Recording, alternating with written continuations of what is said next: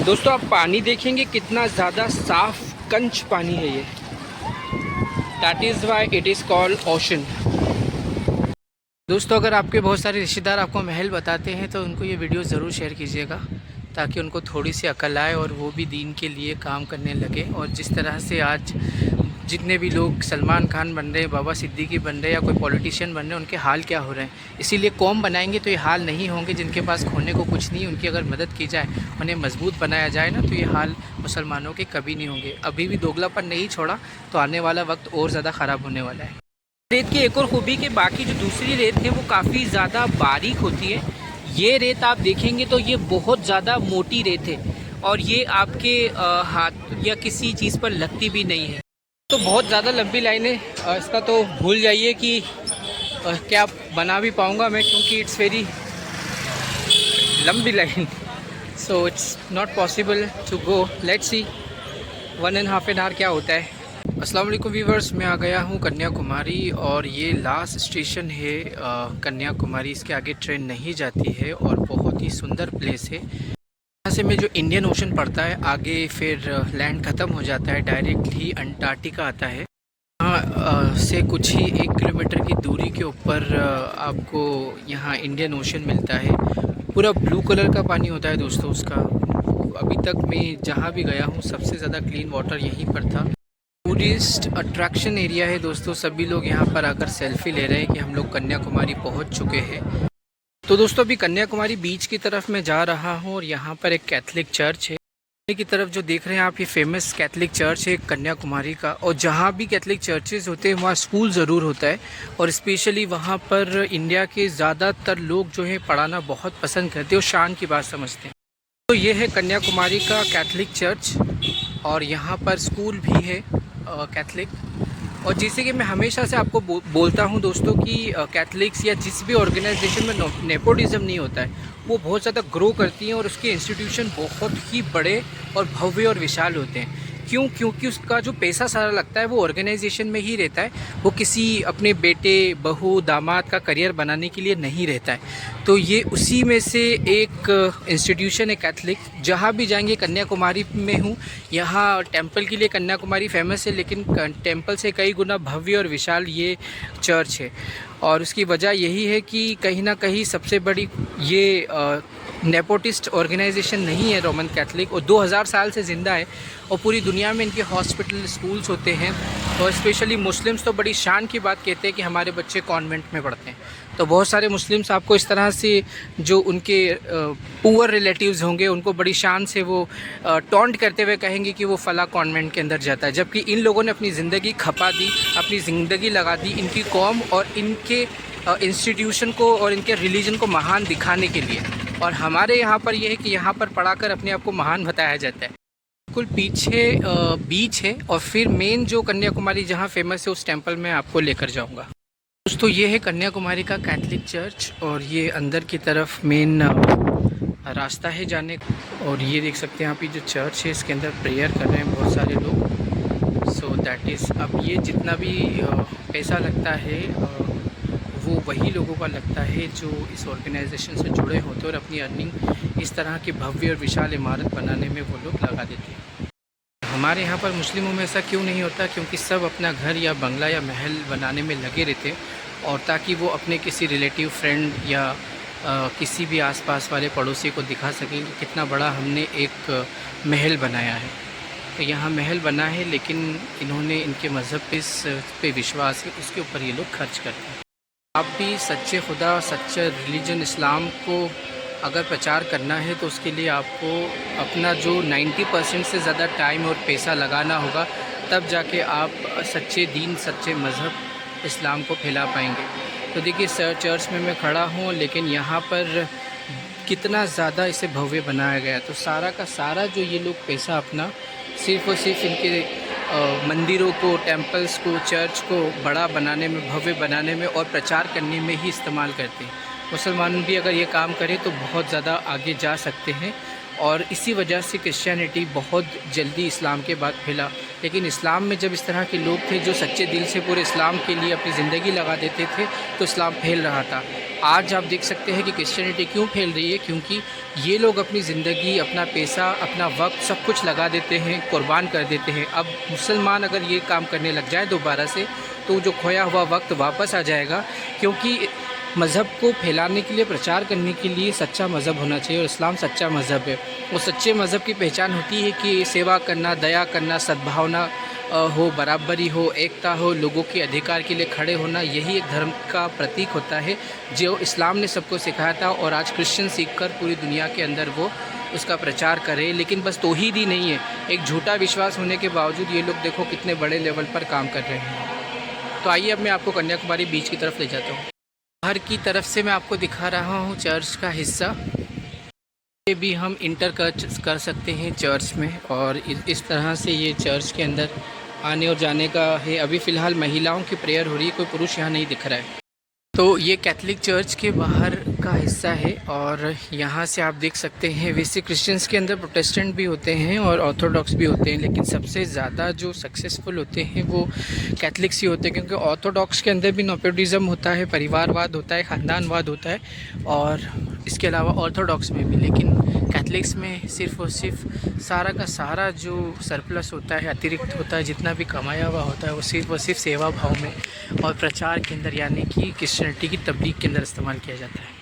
ये आप देख सकते हैं ये कन्याकुमारी का चर्च है, और नीचे की तरफ से फिर मैं अब आगे बढ़ूँगा और आपको बीच की तरफ जा रहा हूँ, कन्याकुमारी टेम्पल की तरफ अभी मैं जाने वाला हूँ। दोस्तों, अगर आपके बहुत सारे रिश्तेदार आपको महल बताते हैं तो उनको ये वीडियो ज़रूर शेयर कीजिएगा, ताकि उनको थोड़ी सी अकल आए और वो भी दीन के लिए काम करने लगे। और जिस तरह से आज जितने भी लोग सलमान खान बन रहे हैं, बाबा सिद्दीकी बन रहे हैं, या कोई पॉलिटिशियन बन रहे हैं, उनके हाल क्या हो रहे हैं। इसीलिए कौम बनाएंगे तो ये हाल नहीं होंगे। जिनके पास खोने को कुछ नहीं, उनकी अगर मदद की जाए, उन्हें मजबूत बनाया जाए ना, तो ये हाल मुसलमानों के कभी नहीं होंगे। अभी भी दोगलापन नहीं छोड़ा तो आने वाला वक्त और ज़्यादा ख़राब होने वाला है। दोस्तों, अगर आपके बहुत सारे रिश्तेदार आपको महल बताते हैं तो उनको ये वीडियो ज़रूर शेयर कीजिएगा, ताकि उनको थोड़ी सी अकल आए और वो भी दीन के लिए काम करने लगे। और जिस तरह से आज जितने भी लोग सलमान खान बन रहे हैं, बाबा सिद्दीकी बन रहे हैं, या कोई पॉलिटिशियन बन रहे हैं, उनके हाल क्या हो रहे हैं। इसीलिए कौम बनाएंगे तो ये हाल नहीं होंगे। जिनके पास खोने को कुछ नहीं, उनकी अगर मदद की जाए, उन्हें मजबूत बनाया जाए ना, तो ये हाल मुसलमानों के कभी नहीं होंगे। अभी भी दोगलापन नहीं छोड़ा तो आने वाला वक्त और ज़्यादा ख़राब होने वाला है। तो इसीलिए मजबूत करें अपने कौम को, ना कि अपने परिवार को। तो दोस्तों, मैं आ गया हूँ मेन कन्याकुमारी बीच पर, और ये कन्याकुमारी जो बीच है ये इंडियन ओशन के अंदर है। और ऐसे ही जो प्रशांत महासागर, इस तरह के बहुत सारे नाम हैं, उसमें से एक ओशन का नाम इंडियन ओशन है। इसके बाद में ज़मीन ख़त्म हो जाती है, डायरेक्ट अंटार्कटिका आता है, जो कि एक कॉन्टिनेंट है, बर्फ़ से पूरा बना हो, बर्फ़ का है वो, और वहाँ लोग नहीं रहते हैं। तो यहाँ से फिर दुनिया पूरी ख़त्म हो जाती है, आगे आपको कुछ नहीं मिलने वाला है, कोई लैंड नहीं है आगे। और ये जो आप देख रहे हैं ये टेंपल जो है, ये टेंपल है स्वामी विवेकानंद यहाँ पर मेडिटेशन करते थे, और बताया जाता है कि उनको फिर यहाँ से ज्ञान की प्राप्ति हुई थी। और सामने की तरफ उसके यहाँ पर छोटा एक मंदिर है, वो कन्याकुमारी मंदिर है। यहाँ से ये शिप मिलता है वहाँ तक जाने के लिए। और पीछे की तरफ जो स्टैच्यू देख रहे हैं वो वेल्यूर नाम के एक बहुत बड़े फ़िलासफ़र हुए थे। 2000 के अंदर इनका जो स्टैच्यू का निर्माण कराया गया था, और जो एम करुणानिधि, जिनका अभी मृत्यु हो गई है, चीफ मिनिस्टर है तमिलनाडु के, उन्होंने इसका निर्माण कराया था। तो अभी मैं उधर जाने वाला हूँ। फिशरमैन जो है मछली बनाने के लिए जाल की तैयारी कर रहे हैं। जो लाइन आप देख रहे हैं ना, ये जो शिप मैंने आपको बताया था, उस शिप के लिए ही ये लाइन लगी हुई है। अंदर टिकट है 75 रुपीज़ पर पर्सन, और उसके लिए पूरी ये लाइन लगी हुई इतनी लंबी। तो मार्केट मंदिर शुरू हो जाता है, और यहाँ से मेन बीच जो है साफ़ और बहुत सुंदर बीच इधर से मिलता है। ये कन्याकुमारी जाने का मार्केट है, और यहाँ पर ये लोकल मार्केट भी है। यहाँ पर जनरली लोकल लोग भी बहुत सारा सामान ख़रीदते हैं। तो इस तरह से बहुत सारी दुकानें हैं यहाँ पर, हर तरह की चीज़ें अवेलेबल। देख सकते हैं कि काफ़ी सारे इस मार्केट में अलग अलग चीज़ें अवेलेबल हैं। दोस्तों, जो मैंने आपको दिखाया था सामने से, ये शिप के लिए जो लाइन है इतनी लंबी लगी हुई थी, और ये अगली शिप जा रही है ये टेंपल की तरफ। पास ही में दोस्तों थ्री वल्लुवर की ये मूर्ति है, जो कि एक मॉरलिस्ट थे, फिलोसोफर थे तमिल साहित्य में। और सबसे बड़ी जो कन्याकुमारी की बात है, यहाँ पर दो सागर हैं, एक तो बे ऑफ बंगाल और अरब सागर, और इंडियन ओशन यहाँ पर आकर मिलते हैं। तो ये बहुत बड़ी एक अजीब सी बात है कि 3 सागर, लेकिन इसमें जो महासागर है वो इंडियन ओशन है। पर दोस्तों प्रॉब्लम ये है कि जो टेंपल की तरफ तो आप जा सकते हैं बोट से, लेकिन जो थ्री वल्लुवर की ये स्टैचू है, ये वाले हिस्से में नहीं जा सकते। तो एक ही, क्योंकि ये 2 अलग अलग आइलैंड पे बने हुए हैं, तो जो फर्स्ट वाला आइलैंड है वहाँ ये कोशिश की जा रही है कि वहाँ से यहाँ तक एक ब्रिज बनाया जा रहा है। जब ये ब्रिज बन जाएगा तो 2 ही तरफ आप आ जा सकते हैं। तो अभी फ़िलहाल तो ब्रिज कंप्लीट नहीं हुआ है। जो हिस्सा देख रहे हैं ये एंशिएंट तमिल टाइम का बना हुआ एक रेस्टिंग प्लेस है, और ये इंडियन ओशन के ऊपर है। और भी ऐसे पुराने हिस्टोरिकल यहाँ साइट्स मिल जाएंगे, लेकिन फ़िलहाल इनका रेस्टोरेशन किया गया है। और यहाँ पर आप देख सकते हैं कि यहाँ परमिशन है नहाने की, एक तरह का बीच है, और पूरा ब्लू कलर का साफ़ पानी है। इससे ज़्यादा साफ़ पानी आपको इंडिया में कहीं भी नहीं दिखने वाला दोस्तों। तो दोस्तों ये एंशिएंट टाइम का आपको रेस्टिंग प्लेस है, और यहाँ से जो आप देख रहे हैं ये है तिरुवल्लुवर, जो है फ़िलोसोफर तमिल जो साहित्य है उसके, और बहुत बड़े मॉरलिस्ट थे। पीछे की तरफ कन्याकुमारी टेंपल, और एक और टेंपल है जो कि स्वामी विवेकानंद का है। वहाँ पर वो मेडिटेशन करते थे। वो बताया जाता है कि वहाँ पर उनको सिद्धि मिली थी, यानी कि वो उनको निर्वाण मिला था, नॉलेज हो गया था। और ये पूरा ब्लू कलर का पानी है यहाँ से यहाँ तक। रेस्टिंग प्लेस से बिल्कुल आप देख रहे हैं एंशिएंट टाइम का बना हुआ है, बहुत ही ज़्यादा पुराना है। सभी लोग यहाँ पर रेस्ट कर रहे हैं। It's very old one. और यहाँ से अगर मैं आपको दिखाऊं तो ये जो देख रहे हैं आप, ये यहाँ पर जो प्रशासन है उसने अलाउ किया है कि इतने एरिया में आप लोग आकर नहा सकते हैं। और आगे तो फिर ओशन है, फिर आगे कोई लैंड भी नहीं है, डायरेक्ट अंटार्कटिका ही है जहाँ बर्फ़ ही बर्फ़ है। और बहुत सारे दुनिया में जो प्लेन घूमे हैं, जो एयरप्लेन्स हैं, फ़्लाइट भरी थी, वो इंडियन ओशन में जब घूमे तो कभी मिले नहीं दोस्तों। जिसमें मलेशिया का एक मिसिंग प्लेन इंडियन ओशन में गिरा था, आज तक उसका अता पता नहीं है। तो इतना ज़्यादा विशाल ये समंदर है। और इसके बाद हकीकत में फिर कोई टापू, कोई दुनिया भी नहीं है, कोई देश भी नहीं है, कुछ भी नहीं है दोस्तों। इस वजह से ये इंडियन ओशन दुनिया में सबसे ज़्यादा बड़ा माना जाता है। इंडियन ओशन में नहाने की अब मेरी भी बारी है, तो I will take bath in Indian Ocean. वैसे अरब सागर, बे ऑफ बंगाल में भी मैं नहाने वाला हूँ, क्योंकि सफ़र मेरा जारी है। उड़ीसा जैसे ही पहुँचूँगा तो बे ऑफ बंगाल के अंदर भी मैं नहाने वाला हूँ। मैंने आपको कई बार कहा है कि मैं पूरे हिंदुस्तान का सफ़र कर रहा हूँ, और उस सफ़र में मैं सूफिया इकराम और सुल्तानों की हिस्ट्री और उनके मॉन्यूमेंट्स, उनके मज़ार की वीडियो बना रहा हूँ, आपको सही इतिहास बता रहा हूँ। और उस बीच में अगर कुछ मुझे खूबसूरत सुंदर दिखता है तो मैं उसका भी वीडियो ज़रूर बनाऊँगा। अब हर बार, जैसे अभी इससे पहले मैंने अलप्पी का बनाया था, केरला का, बहुत सुंदर जगह है, वो डिस्क्रिप्शन में लिंक है, ज़रूर देखिएगा वो वीडियो। और इसी के साथ में अभी मैं कन्याकुमारी में हूँ, तो ये एक और मेरी जर्नी में खूबसूरत जगह है, इस वजह से मैंने इसका वीडियो बनाया है। वैसे मेरा मेन जो मोटो है वो मोहम्मद गोरी से लेकर जितने भी नवाब हुए हैं अंग्रेज़ों तक, या इसके अलावा जिनके वजह से हिंदुस्तानी सल्तनत कमज़ोर हुई, नवाबों के वजह से, मराठों के वजह से, सिखों के वजह से, राजपूतों के वजह से, तो यही मैं हिस्ट्री बता रहा हूँ। मोहम्मद गोरी के बाद से जो अलाउद्दीन खिलजी ने पूरे हिंदुस्तान को एक सूत्र में बांध दिया था, जिसमें कन्याकुमारी भी शामिल था। तो अभी मैं कन्याकुमारी में हूँ, और ये मेरा सफ़र जारी रहेगा, और मैं आपको हिस्ट्री बताते रहूँगा। कुछ अच्छी सुंदर ऐसी जगह मिलेगी तो उसको भी मैं वीडियो ज़रूर बनाऊँगा। तो चैनल को ज़रूर सब्सक्राइब कीजिए, वीडियो ज़रूर शेयर कीजिए, और लाइक ज़रूर कीजिएगा। कन्याकुमारी का एक तरह का घाट है, और यहाँ पर सभी लोग, परमिशन है प्रशासन की तरफ से कि इतने एरिया के अंदर आप लोग नहा सकते हैं। और उसके बाद में फिर यहाँ क्लॉक रूम और इसके अलावा वॉशरूम भी है, जहाँ पर आप आपका सामान रख सकते हैं। फिर समंदर में नहाने के बाद आप यहाँ नहा सकते हैं, क्योंकि समंदर का पानी खारा होता है। कोशिश करेंगे कि वो शिप से हम लोग वहाँ पहुँचे, पर प्रॉब्लम ये है कि वहाँ पर अभी इतनी लंबी मैंने आपको लाइन दिखाई थी, तो थोड़ा सा मुश्किल है वहाँ जाना। और इसके बाद अगला मेरा सफ़र रामेश्वरम का रहेगा, तो वो वीडियो भी आप ज़रूर देखिएगा। यहाँ से बहुत ही सुंदर एक लुक आ रहा था, एक बहुत ही बढ़िया व्यू था, तो मैंने एक व्यू यहाँ से भी लिया नहाने से पहले। और यहाँ से आपको दिखाऊँ तो अब मैं बिल्कुल बीच वाले हिस्से के अंदर हूँ। Oh God, that is very beautiful, it's very nice, it's fabulous. दोस्तों आप पानी देखेंगे कितना ज़्यादा साफ कंच पानी है ये। That is why it is called ocean. कितना ज़्यादा साफ पानी देखिए आप। अंदर का आपको हर हिस्सा दिख रहा है। So that is why it is called ocean. It's very beautiful place Kanyakumari. Ship वाला मामला थोड़ा सा आसान नहीं लग रहा है, बहुत ही ज़्यादा लंबी लाइन है, थोड़ा मुश्किल लग रहा है। और पानी आप देखें तो कितना ज़्यादा साफ़ और क्लीन पानी है, कितना साफ़ पानी देखिए आप। It's very beautiful place. It's nice, so nicest place in India.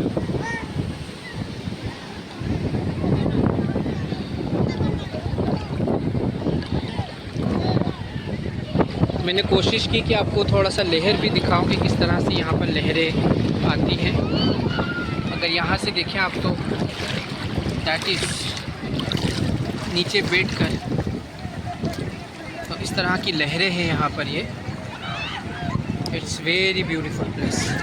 अब एक और लहर आ रही है सामने और it's going to touch.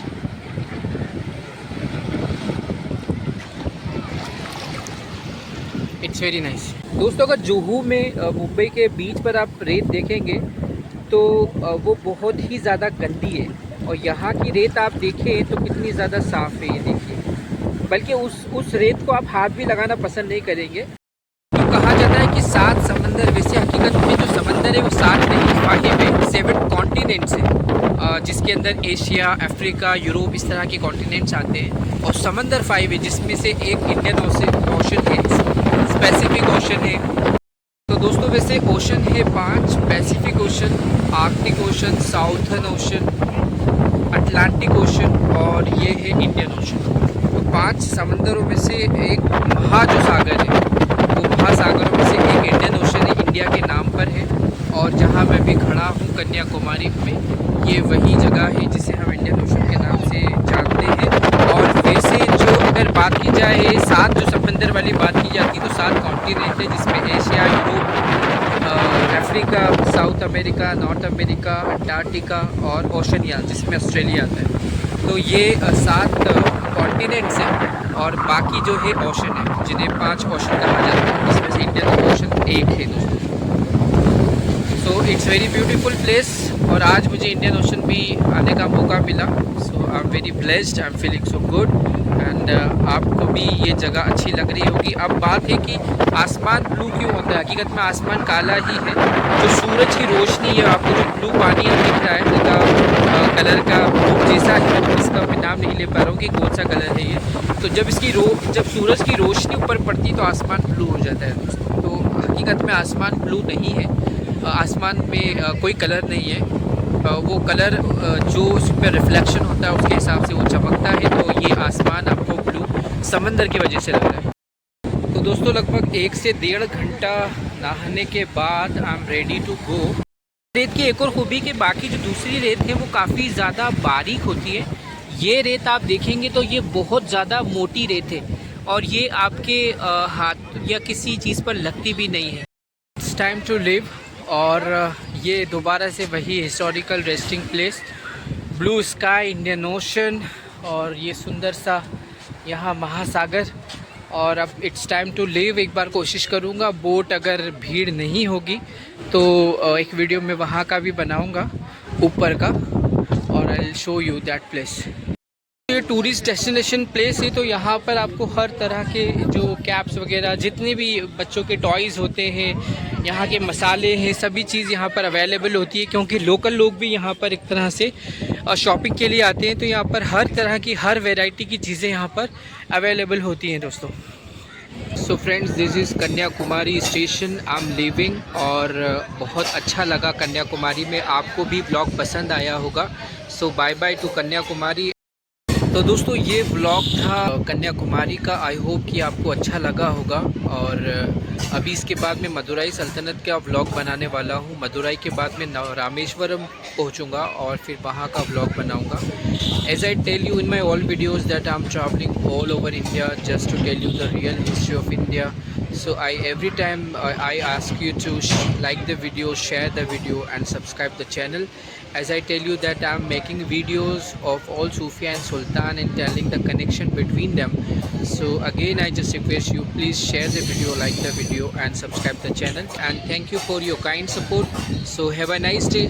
Assalamu alaikum wa rahmatullahi wa barakatuh.